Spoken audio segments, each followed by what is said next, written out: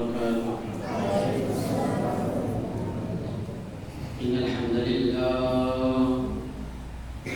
لله نحمده ونستعينه ونستغفره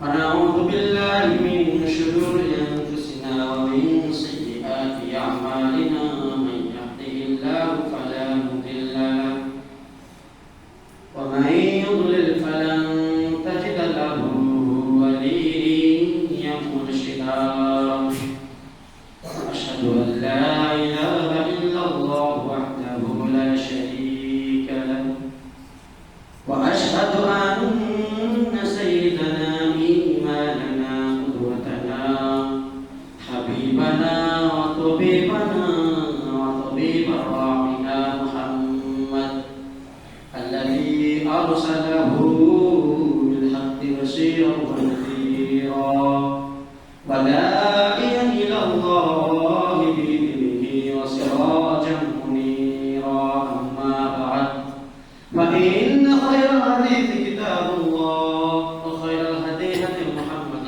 صلى الله عليه وسلم وشر الأمور محدثاتها وكل محدثة بدعة وكل بدعة ضلالة وكل ضلالة في النار.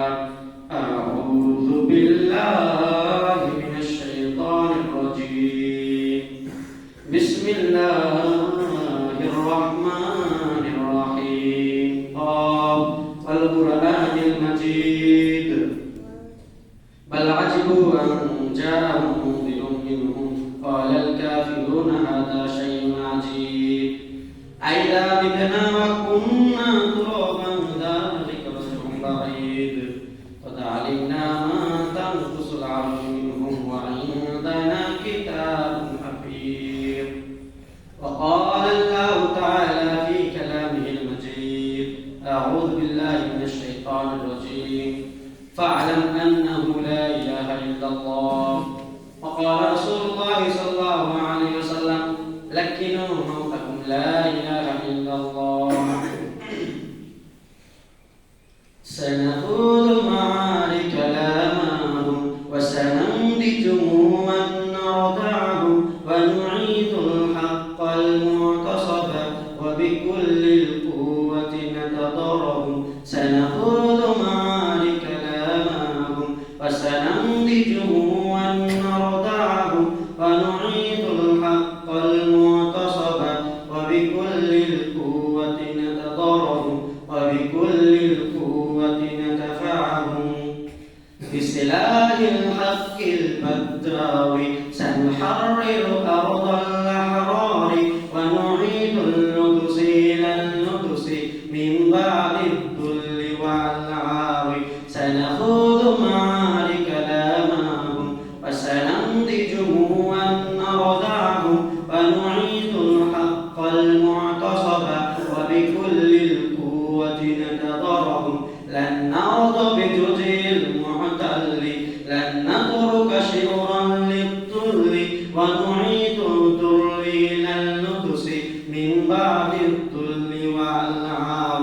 سنخوض معارك كلامهم وسننضجهم ونردعهم ونعيد الحق المعتصب وبكل القوة نتضرهم وبكل القوة ندفعهم. আলহামদুলিল্লাহ, যাবতীয় প্রশংসা, যাবতীয় গুণগান, যাবতীয় সিদ্ধাসানা সেই মহিয়ান গরিয়ান মহান আল্লাহ সুবহানাহু ওয়া তাআলার সেই দরবারে যে মহান আল্লাহ সুবহানাহু ওয়া তাআলা কঠিন এক আবহাওয়ার মধ্য দিয়েও আজকে সালাতুল জুমা আদায় করার জন্য মসজিদে আসার বসার তৌফিক দান করেছেন, করতেছেন। সে মহান আল্লাহ সুবহানাহু ওয়া তাআলার প্রতি অন্তরস্থল থেকে শুকরিয়া আদায় করি। সকলে বলে আলহামদুলিল্লাহ। দরুদ ও সালাম বর্ষিত সে মহামানবের প্রতি যিনি সাইয়্যিদুল মুরসালিন খাতামুন নবিয়্যিন রাহমাতুল লিল আলামিন, যার পরে পৃথিবীর মাটিতে না কোনো নবী রাসূল এসেছে, না কোনো নবী রাসূল আসবে, যার সুন্নাহ অনুযায়ী জীবন পরিচালনা করা আমাদের একমাত্র লক্ষ্য এবং উদ্দেশ্য, যার জীবন ব্যবস্থাকে কোনো ব্যক্তি যদি আদর্শ হিসেবে গ্রহণ করতে পারে তাহলে সে দুনিয়াতে হবে কামিয়াবি এবং পরকালে পাবে মুক্তি।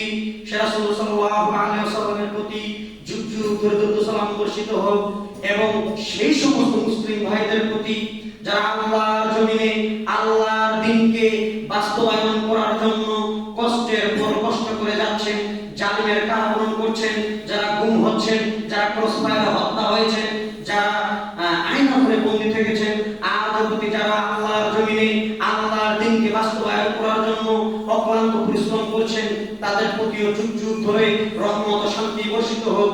আমরা সকলে বলি আল্লাহুম্মা সাল্লি আলাইহি আজমাইন, আল্লাহুম্মা বারিক আলাইহি আজমাইন।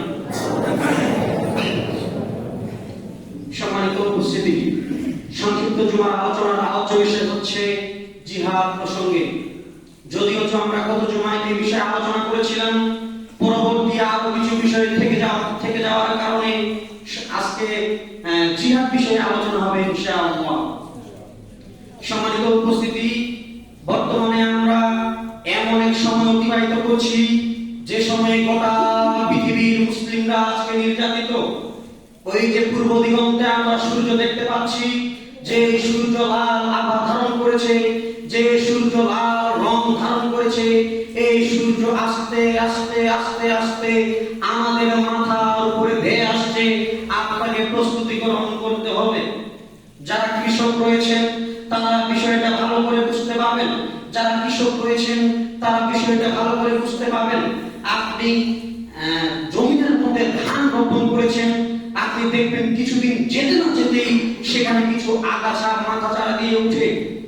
আপনি যদি ওই আগাছাকে ছেড়ে না ফেলেন, আপনি যদি ওই আগাছাকে কেটে না ফেলেন, তাহলে এই আগাছা আপনার ধানের জন্য, আপনার ফসলের জন্য, আপনার কাঙ্ক্ষিত ফসলের জন্য কাল হয়ে দাঁড়াবে। আপনি মূল ফসল আপনার ঘরে তুলতে পারবেন না। সম্মানিত উপস্থিতি, আমাদের বাগানে দেখেছি যে একসাথে যদি দুইটা আম থাকে, একটা আমের মধ্যে যদি পচন ধরে, একটা লিচুর মধ্যে যদি পচন ধরে, তাহলে যেই লিচুর মধ্যে পচন ধরেছে বা যে আমের মধ্যে মশা মাছি পড়েছে, ওই আমটাকে কেটে ফেলতে হবে, ওই আমটাকে ছেড়ে ফেলতে হবে, ওই লিচুটাকে ছেড়ে ফেলতে হবে। নয়তো মশা মাছি আস্তে আস্তে আস্তে আশেপাশে যত লিচু রয়েছে, যত আম রয়েছে, সবগুলোকেই ধ্বংস করে ফেলবে, সবগুলোকেই নষ্ট করে ফেলবে। আপনার শরীরে যদি ক্যান্সার দেখা দেয়, এই ক্যান্সার ডাক্তার যদি আপনাকে বলে এই অঙ্গ আপনাকে কেটে ফেলতে হবে, আপনার শরীরে পচন ধরেছে, এই অঙ্গ আপনাকে কেটে ফেলতে হবে, আপনি যেমন ওই অঙ্গ কাটতে বাধ্য, আপনি ওই অঙ্গ কেটে ফেলবেন জীবন বাঁচানোর জন্য। ঠিক তেমনি ভাবে যে সময়ে যে সমস্ত নাস্তিকরা আল্লাহর জমিনে আল্লাহর দ্বীনকে বাস্তবায়ন করার সময় মাথা ছাড়া দিয়ে উঠবে, ঠিক তেমনি ভাবে আল্লাহর জমিনে আল্লাহর দ্বীনকে বাস্তবায়ন করার জন্য যা কিছু করার লাগে তা কিছু করতে হবে। এতে যদি কোনো নাস্তিকবাদী, এতে যদি কোনো ইসলামবাদী, এতে যদি কোনো হিন্দুত্ববাদী কোনো আগ্রাসন মাথা ছাড়া দিয়ে উঠে, তাহলে তাকে ছাঁটাই করতে হবে। কেননা সে দুনিয়াতে বেঁচে থাকার বা সে সেখানে বেঁচে থাকার কোনো প্রকার অধিকার রাখে না। সম্মানিত উপস্থিতি, বলছিলাম একজন হিন্দু ঠাকুর তার গীতা অনুযায়ী, তার পুরাণ অনুযায়ী, তার মহাভারত থেকে দিন প্রচার করতে পারে, তার উপরে কোনো বাধা বিপত্তি আসে না। একজন খ্রিস্টান ফাদার যদি তার বাইবেল থেকে, তার কিতাব থেকে সে দিন প্রচার করে, তখন তার উপরে কোনো নির্যাতন বাধা বিপত্তি আসে না। একজন বৌদ্ধ মেলা বৌদ্ধ যদি তার ধর্মগ্রন্থ অনুযায়ী দিন প্রচার করে, তাহলে তার উপরে কোনো বাধা বিপত্তি আসে না। কিন্তু একজন মুসলিম, একজন মুমিন, একজন আল্লাহর একজন ব্যক্তি যদি আল্লাহর জমিনে সঠিকভাবে ধর্ম প্রচার করে, সঠিকভাবে আল্লাহর ফরজ বিধান জিহাদ সম্পর্কে আলোচনা করে, তাহলে তাকে জঙ্গিবাদ আখ্যায়িত করা হয়, তাহলে তাকে সন্ত্রাসবাদ আখ্যায়িত করা হয়, তাহলে তাকে জঙ্গি মনে করে তাকে জেলখানায় বন্দী করা হয়। সম্মানিত উপস্থিতি, গোটা পৃথিবীতে একজন বীর মহানায়ক ছিল যাকে এক বাক্যে সবাই চিনে, যে বাতিলের আতঙ্ক, বাতিলরা যাকে ভয় পেত, বাতিলরা তাকে যাকে জঙ্গি হিসাবে মনে করত, বাতিলরা যাকে ভয় পেত, তার নাম হচ্ছে ওসামা বিন লাদেন, যিনি গোটা পৃথিবীতে চেয়েছিল আল্লাহর জমিনে আল্লাহর দ্বীন শুধু বাস্তবায়ন হবে। সেই সুপার পাওয়ার রাশিয়া, সেই সুপার পাওয়ার আমেরিকা, যে একাই রাশিয়াকে তছনছ করে দিয়েছিল, যে একাই আমেরিকাকে তছনছ করে দিয়েছিল, ইনি সেই বীর মহাবীর যার নাম ওসামা বিন লাদেন আজও যাকে বাতিলরা ভয় পায়, যার নাম শুনলে আজও যারা থরথর করে কেঁপে ওঠে। সম্মানিত উপস্থিতি, তাকে কি বানানো হয়েছে? সে আল্লাহর জন্য একজন মহানায়ক, কিন্তু তাকে টেররিস্ট, তাকে টেররিজম, তাকে জঙ্গি, তাকে সন্ত্রাসবাদ এগুলো বলে আখ্যায়িত করা হয়েছে। সত্যের পক্ষে গান গাই বলে আমি বিদ্রোহী, সত্যের পথে ডাকি বলে আমি বিপ্লবী। সত্যের পক্ষে গান গাই বলে আমি বিদ্রোহী, সত্যের পথে ডাকি বলে আমি বিপ্লবী। কুরআনের কথা বলি তাই বলে আমাকে মৌলবাদী, কুরআনের কথা বলি তাই বলে আমাকে মৌলবাদী। জিহাদের কথা বলি তাই বলে আমাকে জঙ্গিবাদী। আমি বিদ্রোহী বিপ্লবী মৌলবাদী, কেন জঙ্গিবাদী? বিদ্রোহী বিপ্লবী মৌলবাদী, কেন জঙ্গিবাদী? সম্মানিত উপস্থিতি, সঠিকভাবে ধর্ম প্রচার করলে আমাদেরকে জঙ্গিবাদ আখ্যায়িত করা হয়। ইতিহাস ভুলে যাবেন না। কাল পর্যন্ত যে সমস্ত ইহুদি নাসারা ইসলাম থাকার জন্য তারা মুসলমানদের কাছে চেয়ে নিত, আজকে সেই সমস্ত বিধর্মীরা একজোট হয়ে মুসলমানদের বিপক্ষে লেগে গিয়েছে। সম্মানিত উপস্থিতি, আপনাকে আমি কতদিনের হাদিস মনে করিয়ে দিতে চাই। ওসমান রাদিয়াল্লাহু তাআলার হাদিস, যে সময় রাসূল সাল্লাল্লাহু আলাইহি ওয়াসাল্লাম শুধু ওসমান রাদিয়াল্লাহু তাআলার রক্তের কথা শুনে যিনি গরম হয়ে সাথে সাথে তাদের সাথে যুদ্ধ ফরজ করে দিয়েছিলেন। রাসূল সাল্লাল্লাহু আলাইহি ওয়াসাল্লাম ঘুমায়ো না, দেখো ঘুমায়ো না। এখানে আমি কোনো ঘুমানোর জন্য কথা বলছি না, আলোচনা শুনো, তোমার কামিয়াব হবে ইনশাআল্লাহ। ঘুমিয়ে সময় অনেক নষ্ট করেছো, বেটা দেখো কি কথা বলে তুমি শোনো, তোমার জীবন রূপকার করবে ইনশাআল্লাহ। তুমি ইসলামের মহাবীর, তোমাকে সেই কঠিন ভাবে তোমাকে কি করতে হবে? শক্তি অর্জন করতে হবে। সম্মানিত উপস্থিতি, রাসূল সাল্লাল্লাহু আলাইহি ওয়াসাল্লাম যখন সেই মদিনা থেকে মক্কায় হজ উমরা করার জন্য আসছিলেন, এমন অবস্থায় তিনি হুদায়বিয়া প্রান্তরে সব সাহাবীদেরকে নিয়ে সেখানে শিবির স্থাপন করলেন।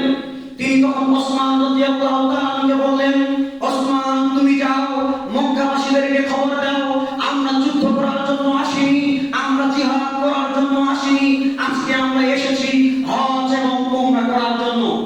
ওসমান রাদিয়াল্লাহু তাআলা ভাবলেন, যেহেতু আল্লাহ রাসূল আমার সাথে রয়েছেন, আল্লাহ আমার সাথে রয়েছেন, অতএব তারা আমার কোনো ক্ষতি করতে পারবে না। তিনি নির্দ্বিধায় সেই কাফের মুশরিকদের কাছে চলে গেলেন।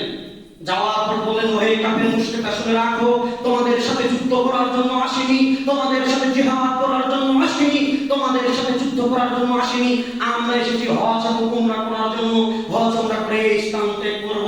সে সময়ে কাফের নেতারা বলেছিল, সে সময়ে মুশরিক নেতারা বলেছিল, ওসমানকে বন্দী করো, ওসমানকে বন্দী করো, বাইরে খবর ছড়িয়ে দাও, ওসমানকে হত্যা করা হয়েছে, ওসমানকে বন্দী করো, বাইরে খবর ছড়িয়ে দাও, ওসমানকে হত্যা করা হয়েছে। যদি মুসলমানরা কোনো প্রতিক্রিয়া দেখায় তাহলে আমরা ওসমানকে ছেড়ে দিব, যদি মুসলমানরা কোনো প্রতিক্রিয়া না দেখায় আজকে আমরা মুসলমানদেরকে এখানে হত্যা করে দেব।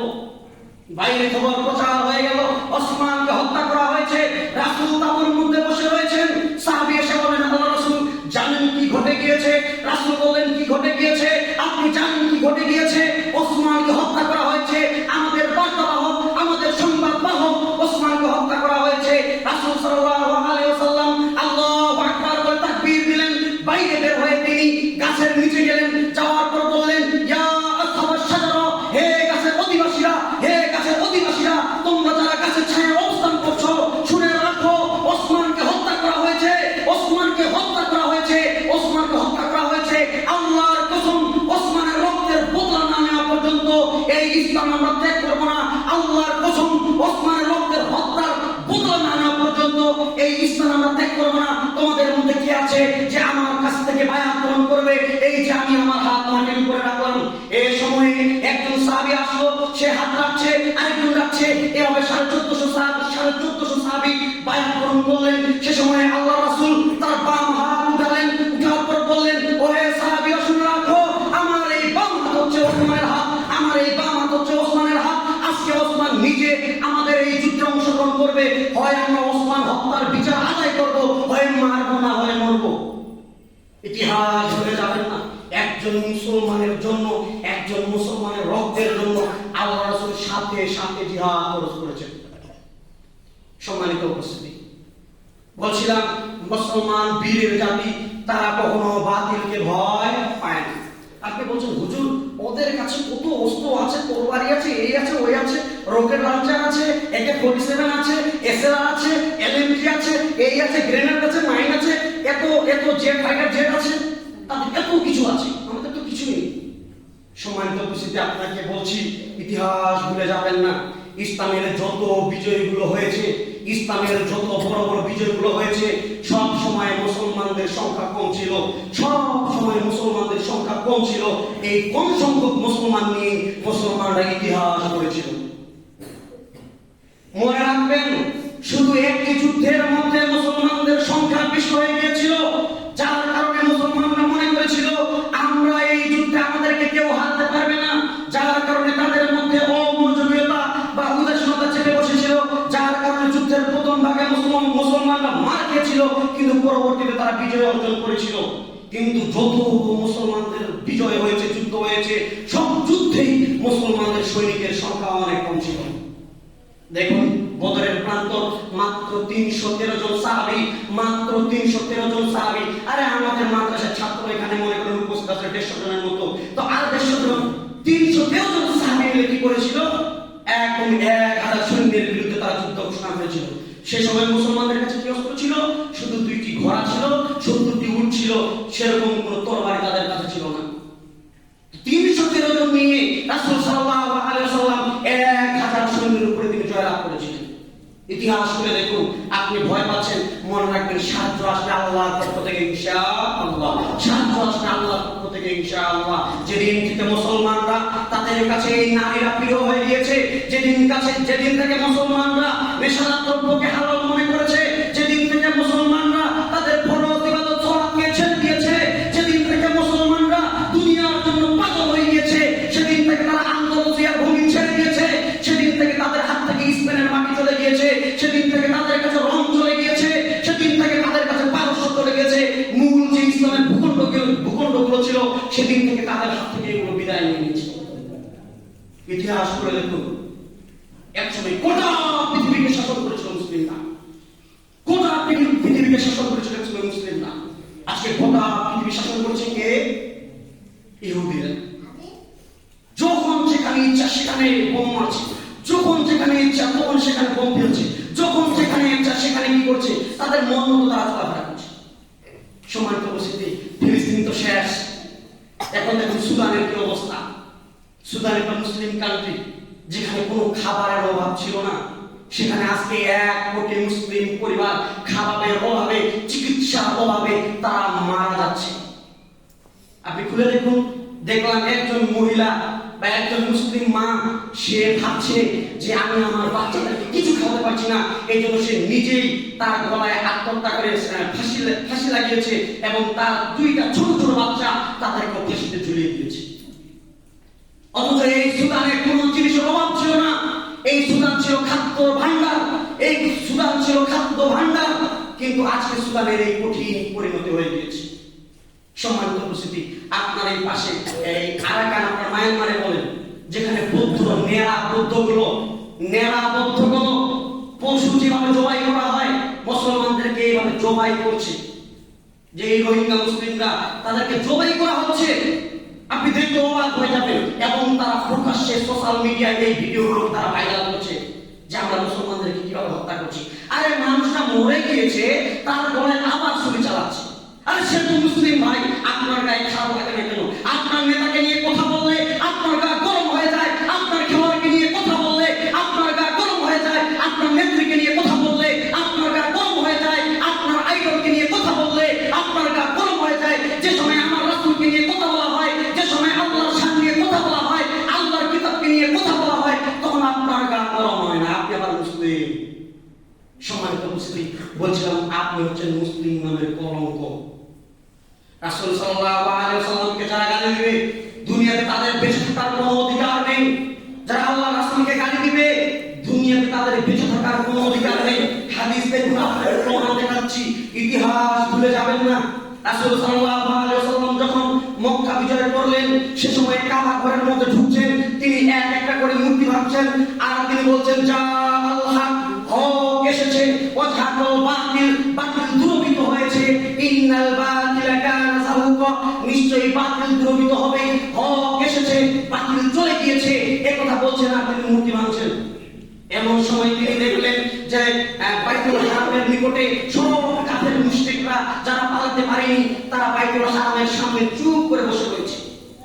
রাসূল সাল্লাল্লাহু আলাইহি ওয়াসাল্লাম সেখানে আসলেন, আসার পর বললেন তোমরা সেই সমস্ত মুশরিকরা না যারা আমাকে হত্যা করতে চেয়েছিলে? আরে তোমরাই তো তারা যারা আমার হিজরতের পথে বাধা তৈরি করেছিলে, তোমরাই তো তারা যারা আমার সেই সাহাবী আম্মার ইবনে ইয়াসারের পরিবারকে তার চোখের সামনে হত্যা করেছিলে, তার মা সুমাইয়া লজ্জা স্থানে তোমরা পরশা মারতে মারতে তাকে হত্যা করেছিলে, তার চোখের সামনে তার বাপকে তোমরা হত্যা করেছিলে, তোমরাই তো তারা যারা আমার সাহাবী খুবাইবকে ফাঁসি দিয়েছিলে, তোমরাই তো তারা যারা আমার সাহাবী বেলালের বুকের নিচে কয়লা রেখেছিলে, বেলালের পিঠের উপরে তোমরা পাথর চাপিয়ে দিয়েছিলে, তোমরা সেই মুশরিকরা না?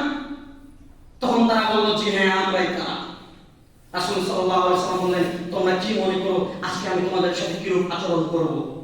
সে সময় তারা বলল যে একজন পিতা তার পুত্রের সাথে যে আচরণ করে, একজন ভাই তার ভাইয়ের সাথে যে আচরণ করে, একজন চাচা তার ভাতিজার সাথে যে আচরণ করে, আমরা চাই আজকে আপনি আমাদের সাথে এই আচরণ করুন।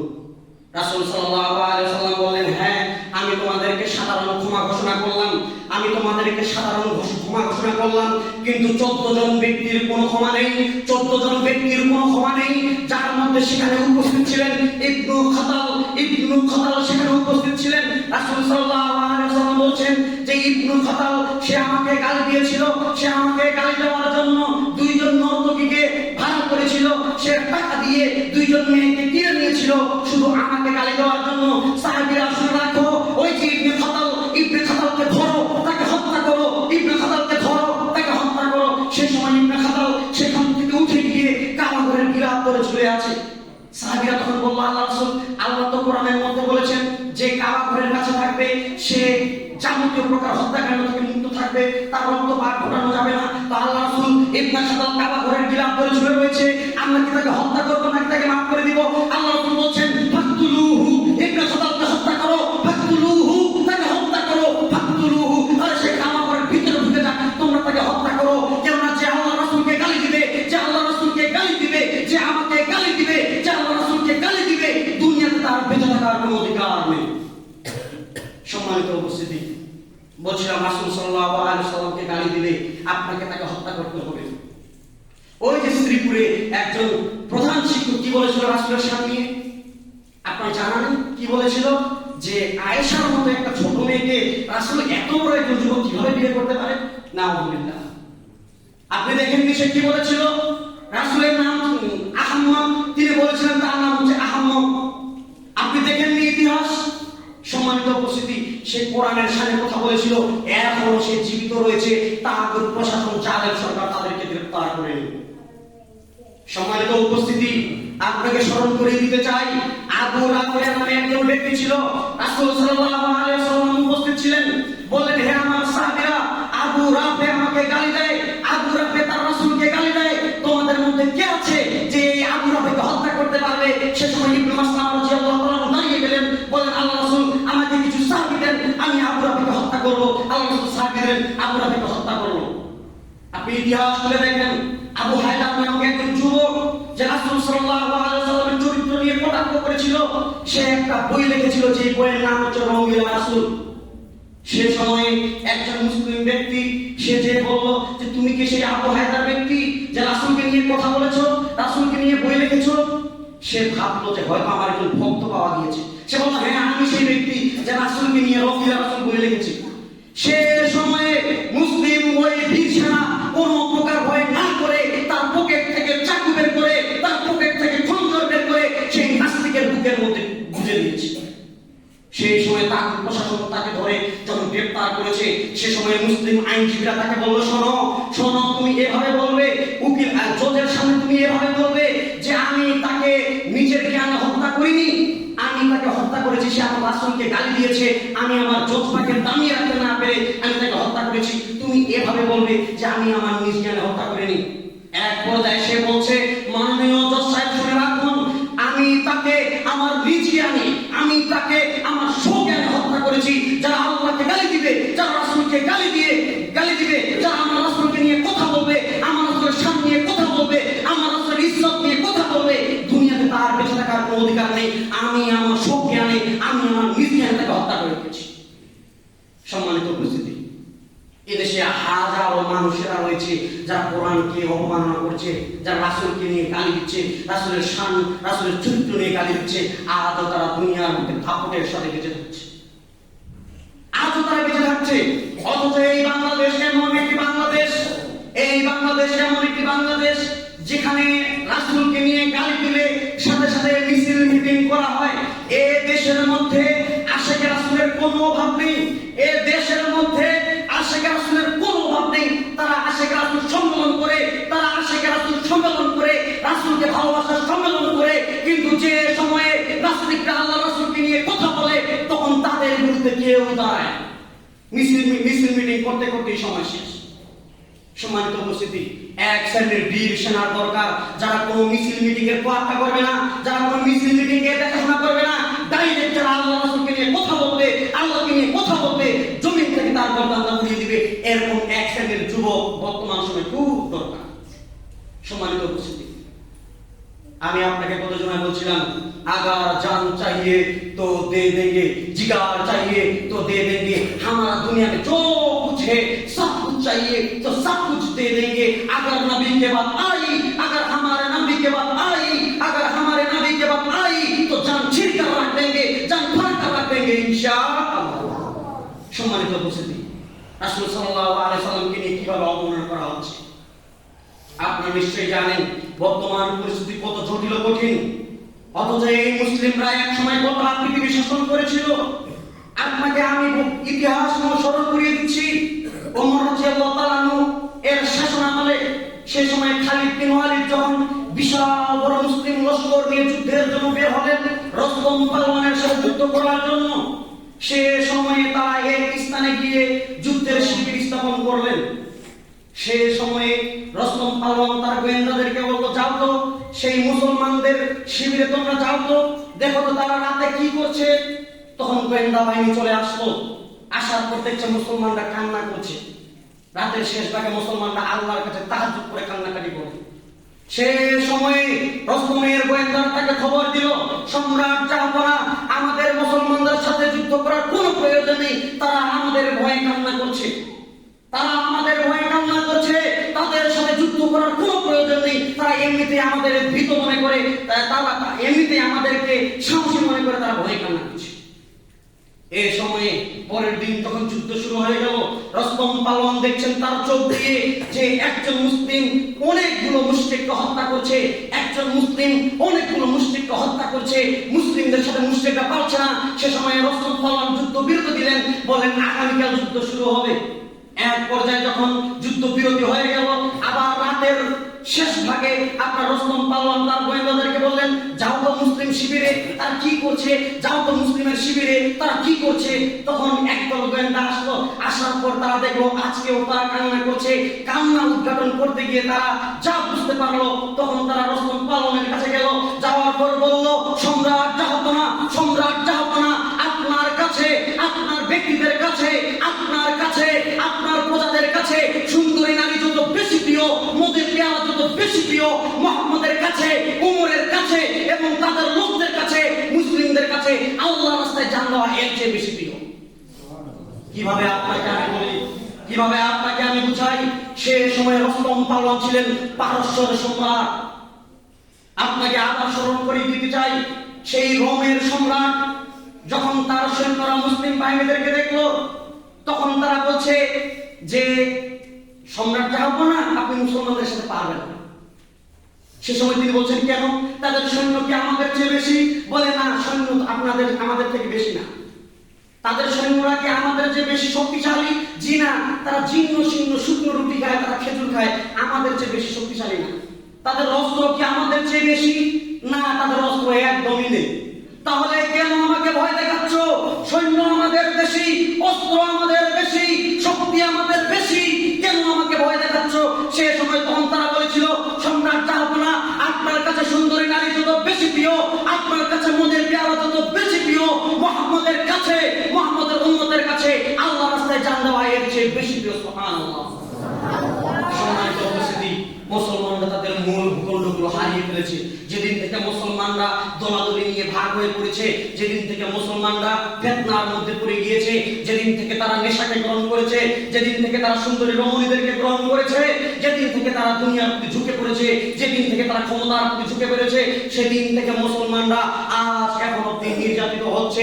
তারা তাদের রং হারিয়ে ফেলেছে, তারা তাদের পার্শ্ব হারিয়ে ফেলেছে, তারা তাদের স্পেন হারিয়ে ফেলেছে, তারা মূল যে ইসলামের মূল ভূখণ্ডগুলো সেদিন থেকে তারা এগুলোকে হারিয়ে ফেলেছে। উপস্থিত সম্মানিত দিনী ভাই, এর জন্য সর্বপ্রথম যেটা কাজ সেটা হচ্ছে আল্লাহর কোরআনকে এবং রাসূল সাল্লাল্লাহু আলাইহি ওয়াসাল্লামের বাণীকে আপনাকে শক্তভাবে গ্রহণ করতে হবে।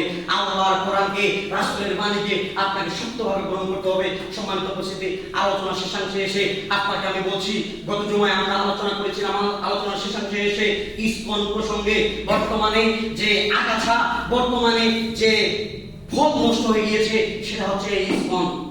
এদেরকে একদম দুমড়ে মুচড়ে তাদেরকে দুনিয়া থেকে উৎখাত করতে হবে যদি আপনি চান শান্তি, চিরস্থায়ী শান্তি। নয়তো ওই যে বলেছিলাম, সূর্য পূর্ব দিগন্তে উঠেছে, সূর্য লাল হয়ে গিয়েছে, এই সূর্য আস্তে আস্তে আস্তে আস্তে আপনার মাথার উপরে চলে আসছে, আপনি বুঝতেও পারছেন না। আপনি দেখেননি ওই যে আপনাকে একজন ইমামের কাহিনী বলেছিলাম, যে একজন ইমাম কি করেছিল, এই হিন্দুত্ববাদী ইসকন সম্পর্কে আলোচনা করেছিল, যার কারণে তাকে ইন্ডিয়াতে পাচার করতে চেয়েছিল। আপনার পঞ্চগড়ে গিয়ে তাকে খুব কঠিন অবস্থায় তাকে পাওয়া যায়। এক পর্যায়ে যখন এই তাগুত প্রশাসন ওই ব্যক্তিকে ধরলো, ধরার পর কত একদম মিথ্যা কাহিনী বর্তমানে আমাদের মধ্যে ছড়িয়ে দিল। মিথ্যা কাহিনী ছড়িয়ে দিল কি, তখন তার মেয়ে খবর প্রচার করছে, অর্থাৎ তার মেয়ে বুধবার রাত 11:30টার দিকে লাইভে এসেছে, বলছে আমার বাবাকে তারা রাত 8টার সময় বাড়ি থেকে টুঙ্গি আপনার জেলখানার মধ্যে উঠিয়ে নিয়ে গিয়েছে। সেখানে তারা জোরপূর্বক আমার বাবার তারা স্বীকার করাচ্ছে যে আমার বাবা নিজে থেকে এই কাহিনীগুলো ঘটেছে। সম্মানিত উপস্থিতি, এর পরের দিনে যা হওয়ার তাই হয়ে গেল। তিনি খবর প্রচার করলেন কি, যে আমি এখান থেকে এখানে অটোতে গেলাম, এরপর গাবতলীতে গেলাম, এখান থেকে আমি চলে জয়দীপুর গেলাম, ওখান থেকে গাবতলী গেলাম, শ্যামলী বাসের টিকিট কাটলাম, পঞ্চগড়ে গেলাম, ওখান থেকে অটোতে করে আরেকটু গেলাম, যাওয়ার পর সীমান্ত এলাকায় গিয়ে নিজের পায়ে নিচে বেরি বেঁধে পায়জামা পরা ছিল, পায়জামা এবং জুব্বার মধ্যে পোশাক লেগেছিল, যার মধ্যে লুঙ্গি পরে সেখানে শুয়ে গেলাম। আজব কারবার! আরে একটা পাগল এগুলো বিশ্বাস করবে না, একটা পাগল এগুলো বিশ্বাস করবে না, একটা পাগল এগুলো বিশ্বাস করবে না আমাদেরকে যেই কথা তারা বিশ্বাস করাচ্ছে।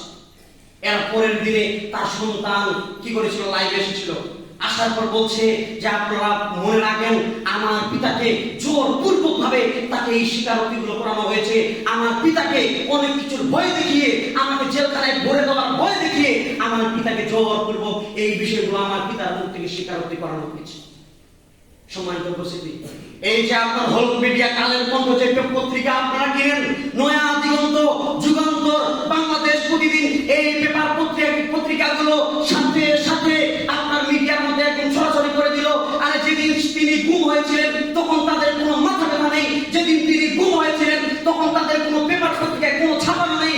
কিন্তু যখন এভাবে তারা তার মুখ থেকে জোরপূর্বক মুখ থেকে স্বীকার করালো, তখন সাথে সাথে তারা উস্কানিমূলক কথা লিখে দিল কি, যে ইমাম নিজে নিজে এই কাজগুলো করেছে, ইমাম নিজে নিজে এই কাজগুলো করেছেন। তার দাড়ি কেটে নেওয়া হয়েছিল, ওই দাড়ি দিয়ে তাকে ব্ল্যাক ম্যাজিক করানো হয়েছে, অর্থাৎ কালো জাদু করা হয়েছে। আপনি দেখবেন সোশ্যাল মিডিয়ায় ভিডিওগুলো তো আসছে, আপনি দেখবেন ওই ইমামের বর্তমান অবস্থা কি, তাকে ব্ল্যাক ম্যাজিক করা হয়েছে, তাকে কালো জাদু করা হয়েছে। তার সন্তান জোরে জোরে চিৎকার দিয়ে আউযু বিকালিমাতিল্লাহি তাম্মাত মিন শাররি মা খালাক, সূরা নাস, ফালাক, ইখলাস এগুলো করছে। সম্মানিত উপস্থিতি, এখানে মা বোনদের উদ্দেশ্যে একটি কথা, সেটা হচ্ছে যে গ্রাম বাংলায় দেখা যায় কিছু কিছু ফেরিওয়ালা আসে, আসার পর চুল কিনে নেয়। আপনাদের এলাকায় আসে না এরকম? চুল আসে কিনে নেয়, তো চুল কখনো বিক্রি করবেন না। ওই 10 টাকার জন্য বা একটা চকলেটের জন্য, বাচ্চার একটা কোনো জিনিসের জন্য কখনো নিজের মাথায় চুল বিক্রি করবেন না। কারণ চুল দিয়ে খুব ভয়ঙ্কর জাদু করা যায়, চুল দিয়ে খুব ভয়ঙ্কর জাদু করা হয়, চুল দিয়ে খুব ভয়ঙ্কর জাদু করা যায়। আর যেখানে আমার আপনার নবী হযরত মুহাম্মদ সাল্লাল্লাহু আলাইহি ওয়াসাল্লামের চুল নিয়ে তারা জাদু করেছিল, তার চুল নিয়ে তারা জাদু করেছিল, তিনি রাসূল হওয়ার পরেও তিনি অসুস্থতায় ভুগেছিলেন। আমরা তো সাধারণ মানুষ, এজন্য খবরদার দুনিয়ার স্বার্থের জন্য, কিছু পয়সার জন্য আপনারা আপনাদের চুল বিক্রি করবেন না, খবরদার, কখনো না। কারণ চুল দিয়ে খুব ভয়ঙ্কর রকম জাদু করা যায়, যা বর্তমানে ওই ইমামকে করা হয়েছে। সম্মানিত উপস্থিতি, ইতিহাস ভুলে যাবেন না। গত বছরে যখন এই স্বৈরাচারী শাসক বাংলার মাটি থেকে বিদায় নেয়, এক পর্যায়ে তারপরে ইসকন মাথাচাড়া দিয়ে উঠে ইসকনের যে নেতা চিন্ময় কুমার দাস, তিনি তখন গোটা বাংলাদেশের মধ্যে একটা কঠিন পরিস্থিতি নিয়ে আসার জন্য তিনি জায়গায় জায়গায় তখন তিনি আলোচনা সভা শুরু করলেন। এক পর্যায়ে যখন প্রশাসন দেখলো যে না, অবস্থা অন্যদিকে যাচ্ছে, তখন তিনি গ্রেফতার করে আপনার জেলখানার মধ্যে ভরে দিল। এক পর্যায়ে যখন শুনানির জন্য তাকে আদালতে তোলা হয়, এক সময়ে আদালত প্রাঙ্গণে ইসকন সদস্য দিয়ে পরিপূর্ণ হয়ে গিয়েছিল। সে সময়ে একজন মুসলিম মধ্যে মুমিন, একজন মুজাহিদ আইনজীবী ভাই, যার নাম ছিল সাইফুল ইসলাম আলী, তখন দিবালোকে প্রকাশ্যে তার গলায় ছুরি চালিয়ে তাকে হত্যা করা হয়েছিল। কিন্তু এর বিচার আজ এখন অবধি করা হয়নি। সম্মানিত উপস্থিতি, আপনি মুসলিম দেশে বসবাস করেন, আপনি কিভাবে কথা বলতে পারেন? কিভাবে আপনি কথা বলতে পারেন যেখানে দিবালোকে একটা বিষয়কে ধামাচাপা দিয়ে জোরপূর্বক ভয় দেখিয়ে এরকম কথা মুখ থেকে বের করে নিতে পারে? আপনি কিভাবে তাহলে এটা মুসলিম রাষ্ট্র হিসেবে দাবি করেন? অতএব আপনাকে বলেছিলাম যে শক্তি অর্জন করেন। সাহাবী বলছে, আল্লাহ রাসূল, আমার সুন্দর চেহারা, আমার এই বাহু, আমার এই পেশি, আমার এই শরীর যদি আমি আল্লাহর রাস্তায় দিয়ে দিই, বিনিময়ে আল্লাহ আমাকে কি দিবেন? আল্লাহ রাসূল, আমার এই সুন্দর চেহারা, আমার এই বাহুর শক্তি, আমার এই পেশি, আমার এই শরীর যদি আমি আল্লাহর রাস্তায় দিয়ে দিই, বিনিময়ে আল্লাহ আমাকে কি দিবেন? সে সময়ে আল্লাহ রাসূল বললেন যে এই বিনিময়ে তুমি জান্নাত পাবে। সুবহানাল্লাহ। সাহাবী যখন কি করলেন, যে শক্তিরও তো দরকার আছে, তখন তিনি কিছু খেজুর নিলেন। খেজুর চাবাচ্ছেন, এমন অবস্থায় তিনি ভাবছেন যে যুদ্ধ দেরি হয়ে যাচ্ছে, আরে আমার জন্য যুদ্ধে যাওয়া তো দেরি হয়ে যাচ্ছে। তিনি সাথে সাথে কিছু খেজুর ফেলে দিয়ে তিনি তরবারি নিয়ে যুদ্ধ করতে গেলেন। যুদ্ধ করতে একাই অনেক সৈন্যকে তিনি হত্যা করেছেন। যুদ্ধ করতে যখন তিনি মুশরিকদের শিবিরের মধ্যে ঢুকে গেলেন, সে সময় মুসলিম সৈন্যরা তাকে ডাকছে, ওরে ব্যক্তি শোনো, তুমি অন্যদিকে চলে যাচ্ছ, ওরে ব্যক্তি শোনো, অন্যদিকে চলে যাচ্ছ, এদিকে আসো। তখন সে বলেছে যে হে আমার ভাইরা, আমাকে বাধা দিও না, ওই যে উহুদ প্রান্তর থেকে আমি জান্নাতের ঘ্রাণ পাচ্ছি, তোমরা আমাকে বাধা দিও না। সুবহানাল্লাহ। সম্মানিত উপস্থিতি, আপনাকে আমি কি করে বুঝাই? মুসলিম তো এমন জাতি যারা বাসর রাতে স্ত্রীকে রেখে জিহাদে চলে যায়। মুসলিম তো এমন জাতি যারা বাসর রাতে স্ত্রীকে রেখে আপনার জিহাদে চলে যায়। আপনি ইতিহাস করে দেখুন, হানজালা রাদিয়াল্লাহু তাআলা আনহুর জীবনী, যিনি আগের দিন বিবাহ করেছে, আগের দিন স্ত্রীর সাথে মিলিত হয়েছে, পরের দিন তিনি শুনতে পেলেন যে রাসূল সাল্লাল্লাহু আলাইহি ওয়াসাল্লামকে হত্যা করা হয়েছে। তিনি আর ঠিক থাকতে পারলেন না। তিনি তার স্ত্রীকে বলছেন, স্ত্রী, আমার তলোয়ারটা আমাকে দাও, আমাকে যুদ্ধ করতে যেতে হবে। আমার রাসূলকে হত্যা করা হয়েছে, আমাকে যুদ্ধে যেতে হবে। তিনি স্ত্রী বলছেন, আপনি যুদ্ধে যান, আমি আপনাকে বাধা দিব না। আপনি আমার সাথে মিলিত হয়েছিলেন, আপনি ফরজ গোসল করে যান। আপনি আমার সাথে মিলিত হয়েছিলেন, ফরজ গোসল করে যান। তিনি বলছেন, না, অত সময় আমার হাতে নাই। আমি চাই না যে আল্লাহ রাসূলকে হত্যা করেছে সে আর কিছুক্ষণ দুনিয়ার মাটিতে বেঁচে থাকুক, এটা আমি চাই না। তখন সে তলোয়ার নিয়ে যুদ্ধে বেরিয়ে গেল। সুবহানাল্লাহ।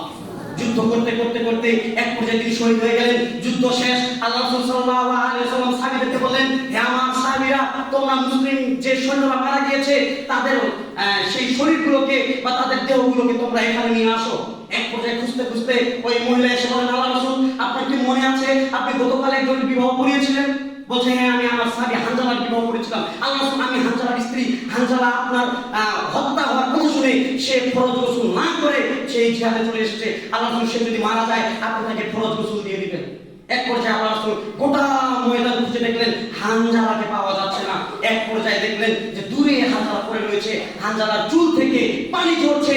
তখন ওহীর মাধ্যমে থেকে জানিয়ে দেওয়া হলো যে হানজালাকে ফেরেশতারা উপরে গোসল দিয়ে দিয়েছে। সুবহানাল্লাহ। সম্মানিত উপস্থিতি, রাসূল সাল্লাল্লাহু আলাইহি ওয়াসাল্লামকে নিয়ে ব্যঙ্গ করা হলে, রাসূলের চরিত্র নিয়ে কথা বলা হলে, আল্লাহকে নিয়ে কথা বলা হলে, আল্লাহর চরিত্র নিয়ে কথা বলা হলে, আমাদের কোরআন নিয়ে কথা বলা হলে, একজন মুসলিম কখনো হবে না। একজন মুসলিম যদি সত্যিকারের মুসলিম হয়ে থাকে, সত্যি যদি মুসলিম হয়ে থাকে, তার শরীর কখনো এইগুলোকে মেনে নেবে না। আপনারা জানেন, এই যে ঢাকায় নর্থ সাউথ বিশ্ববিদ্যালয়, সেখানে একজন ধর্মপাল নামে একজন হিন্দু যুবক, সে কোরআনকে জোতা দিয়ে মার দিচ্ছে।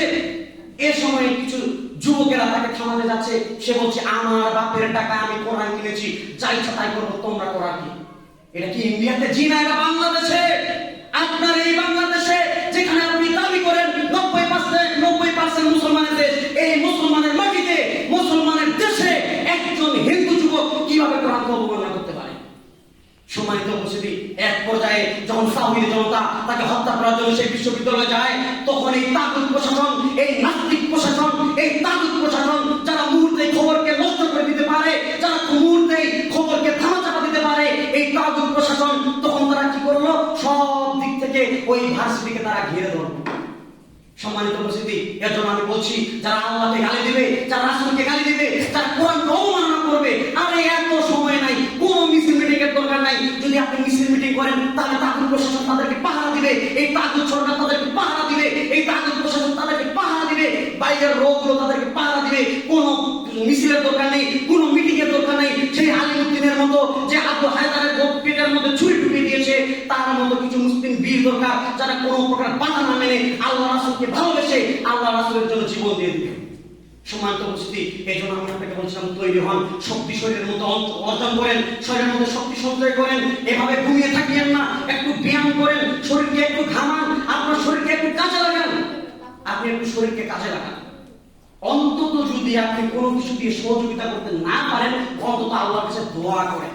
ওই যে মুসলিম মায়েরা যাদেরকে ধর্ষণ করা হয়েছিল, ইতিহাস করে দেখেন, একজন গর্ভবতী মহিলার পেট চিরে একজন মুসলিম শিশুকে আকাশের দিকে ছুঁড়ে মারা হয়েছিল, নিচে তরবারি করা হয়েছিল।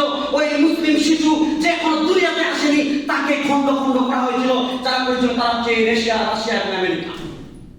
যারা দুহাত তুলে আল্লাহর কাছে ফরিয়াদ করেছিল, রব্বানা আখরিজনা মিন হাযিহিল ক্বরিয়াতিল যালিমা আহলুহা, আল্লাহ এই জালেম থেকে, আল্লাহ এই জালেম গোষ্ঠী থেকে, আল্লাহ এই জালেম থেকে আমাদেরকে বাঁচান, আমাদের কাছে সাহায্যকারী পাঠান, একজন অভিভাবক পাঠান, আল্লাহ একজন সাহায্যকারী পাঠান, একজন অভিভাবক পাঠান, যে সাহায্যকারী হয়েছিলেন ওসামা বিন লাদেন, যাকে এখন বর্তমানে টেররিজম, জঙ্গিবাদ আখ্যায়িত করা হয়। সম্মানিত উপস্থিতি, মনে রাখবেন, এই দেশ কারো বাপের টাকায় চলে না, এটা কারো বাপের দেশ না, এটা হচ্ছে মুসলমানের দেশ, এটা হচ্ছে শাহজালালের দেশ, এটা হচ্ছে তিতুমিরের দেশ। তারা কষ্ট করে, আপনি ইতিহাস করে দেখেন, বাংলাদেশ মূলত যারা স্বাধীন করেছে এরা সব মুসলিম ছিল, কিন্তু আজকে সব দিক থেকে হিন্দুরা মাথা চারা দিয়ে উঠেছে। যে দেশে মুয়াজ্জিনের আযান শুনে সূর্য ওঠে, যে দেশে মুয়াজ্জিনের আযান শুনে সূর্য ডোবে, যে দেশে মুয়াজ্জিনের আযান শুনে সূর্য ওঠে, যে দেশে মুয়াজ্জিনের আযান শুনে সূর্য ডোবে, যে দেশে সকল কাজে সবাই বলে বিসমিল্লাহ, সে দেশের সংবিধানে থাকবে না কেন আল্লাহ? এদেশ খানজাহানের দেশ, এদেশ শরীয়তুল্লাহ, এদেশ তিতুমিরের দেশ, এদেশ নয় কারো বাবার, এদেশ খানজাহানের দেশ, এদেশ শরীয়তুল্লাহ, এদেশ তিতুমিরের দেশ, এদেশ নয় কারো বাবার।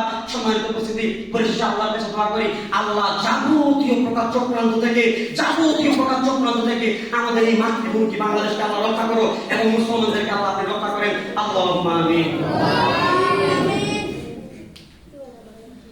الحمد لله وحده والصلاة والسلام على من لا نبي بعده. أما بعد، أعوذ بالله من الشيطان الرجيم.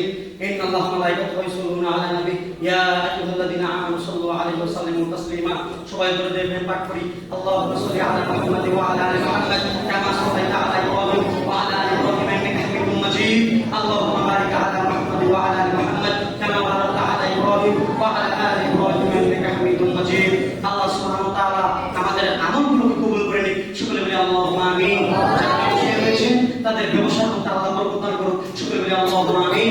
যারা কষ্ট হয়েছেন তাদেরকে আল্লাহ সুবহানাহু ওয়া তাআলা ঋণ থেকে বেরিয়ে আসার তৌফিক দান করুন। সকলে বলি আল্লাহুম্মা আমিন। আল্লাহুম্মা নসরিল মুজাহিদিনা ফি কুল্লি মাকান। আপনারা সকলে আমিন বলবেন। আল্লাহুম্মা নসরিল মুজাহিদিনা ফি কুল্লি মাকান। আল্লাহুম্মা নসরিল মুজাহিদিনা ফি আরাকান। আল্লাহুম্মা নসরিল মুজাহিদিনা ফি ফিলিস্তিন। আল্লাহুম্মা নসরিল মুজাহিদিনা ফি সুদান। আল্লাহুম্মা নসরিল মুজাহিদিনা ফি কাশ্মীর। আল্লাহুম্মা নসরিল মুজাহিদিনা ফি হিন্দ। আল্লাহুম্মা নসরিল মুজাহিদিনা ফি বাংলাদেশ। আল্লাহুম্মা নসরিল মুজাহিদিনা ফি আরাকান। আল্লাহুম্মা নসরিল মুজাহিদিনা ফি কুল্লি মাকান। আল্লাহুম্মা ইন্নাল্লাহা ইয়া'মুরু বিল আদলি ওয়া ইতাইল কুরবা ওয়া ইয়ানহা আনিল ফাহশাই ওয়াল মুনকারি ওয়াল বাগি ইয়া'যুকুম লা'আল্লাকুম তাযাক্কারুন ওয়া হুয়া ইয়াস্তাজিবু লাকুম ওয়া লা তাকুলু